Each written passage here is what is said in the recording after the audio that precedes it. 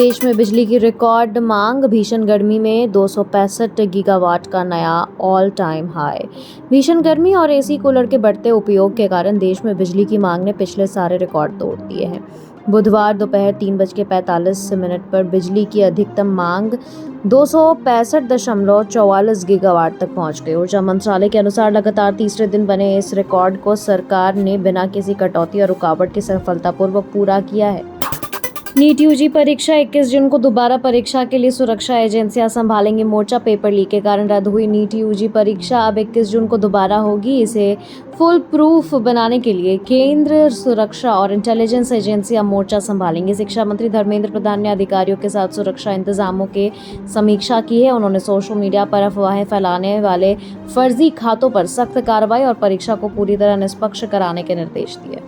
Bharat Italy साझेदारी, मोदी और Meloni ने किया जॉइंट एक्शन प्लान का ऐलान। इटली के 2 दिवसीय दौरे पर पहुंचे पीएम नरेंद्र मोदी और प्रधानमंत्री मेलोनी ने दोनों देशों के बीच स्पेशल स्ट्रैटेजिक पार्टनरशिप को अपग्रेड किया है। वर्ष 2025 से 29 के लिए जॉइंट स्ट्रैटेजिक एक्शन प्लान की घोषणा की गई है। पीएम मोदी ने कहा कि इटली के डिजाइन और भारत के स्केल व इनोवेशन की ताकत मिलकर अब design and deliver for world के सिद्धांत पर काम करेगी। दिल्ली हाईकोर्ट का फैसला, केजरीवाल के अयोग्य ठहराने वाली याचिका खारिज। दिल्ली हाईकोर्ट ने अरविंद केजरीवाल, मनीष सिसोदिया और दुर्गेश पाठक को चुनाव लड़ने से अयोग्य घोषित करने तथा आपका रजिस्ट्रेशन रद्द करने की जनहित याचिका खारिज कर दी है। चीफ जस्टिस देवेंद्र उपाध्याय की बेंच ने कहा है कि केवल नेताओं के बयानों के आधार पर पार्टी को खत्म नहीं किया जा सकता। इसके लिए अवमानना की अलग कानूनी प्रक्रिया मौजूद है। घुसपैठ पर हंटर, शुभेंदु सरकार ने बॉर्डर पर बाड़ लगाने के लिए बीएसएफ को सौंपी जमीन। पश्चिम बंगाल की शुभेंदु सरकार ने भारत बांग्लादेश अंतर्राष्ट्रीय सीमा पर सुरक्षा मजबूत करने के लिए बड़ा कदम उठाया है। मुख्यमंत्री शुभेंदु अधिकारी ने समीक्षा सुरक्षा बल को पहले चरण में 27 किलोमीटर हिस्से की जमीन सौंपने का फैसला किया। राज्य की 2200 किलोमीटर लंबी सीमा से ये करीब 600 किलोमीटर पर अभी बाढ़ नहीं लगी है, जिसे जल्द पूरा किया जाएगा।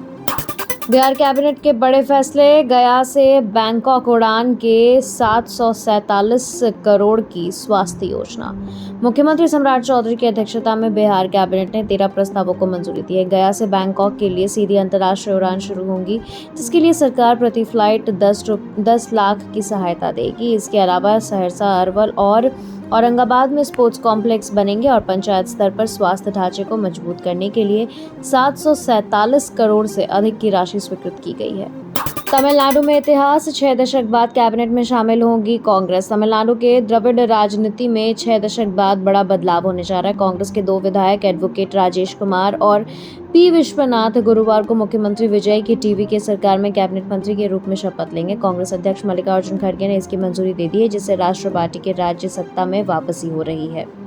मुंबई में बांद्रा में बवाल, अवैध मदरसे पर बुलडोजर कार्रवाई के दौरान पथराव, लाठीचार्ज। मुंबई के बांद्रा में रेलवे की जमीन पर बने अवैध मदरसे को हटाने गई प्रशासनिक टीम पर प्रदर्शनकारियों ने पथराव कर दिया है। स्थिति को काबू में करने के लिए पुलिस को लाठीचार्ज करना पड़ा। इस हिंसा के बाद मुंबई पुलिस पूरी तरह एक्शन मोड में है।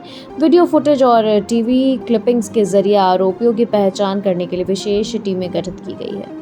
बीपीएससी टियर 4 शिक्षा मंत्री का दावा, अभ्यर्थियों को भड़का रहे कोचिंग संचालक। बिहार के शिक्षा मंत्री मिथिलेश तिवारी ने कहा है कि बीपीएससी टियर 4 के नोटिफिकेशन को लेकर हो रहे प्रदर्शनों के पीछे कोचिंग संचालकों और राजनीतिक दलों का हाथ है। उन्होंने बेरोजगार युवाओं से किसी के बहकावे में न आने और परीक्षा की तैयारी में जुटे रहने की अपील की है। मुख्यमंत्री सम्राट चौधरी के निर्देश पर विभाग समस्याओं का समाधान कर जल्द नोटिफिकेशन जारी करेगा। ट्विशा शर्मा मामला, कोर्ट ने ठुकराई दोबारा पोस्टमार्टम की मांग। मध्य प्रदेश के कटारा हिल्स में पूर्व जज की बहू ट्विशा शर्मा की संदिग्ध मौत मामले में जिला अदालत ने परिजनों को दोबारा पोस्टमार्टम की याचिका खारिज कर दी है। परिजनों ने शरीर पर चोट के निशान और कथित फांसी में इस्तेमाल बेल्ट की जांच में देरी का हवाला देकर हत्या की आशंका जताई थी। अदालत ने इन दलीलों पर पर्याप्त नहीं माना।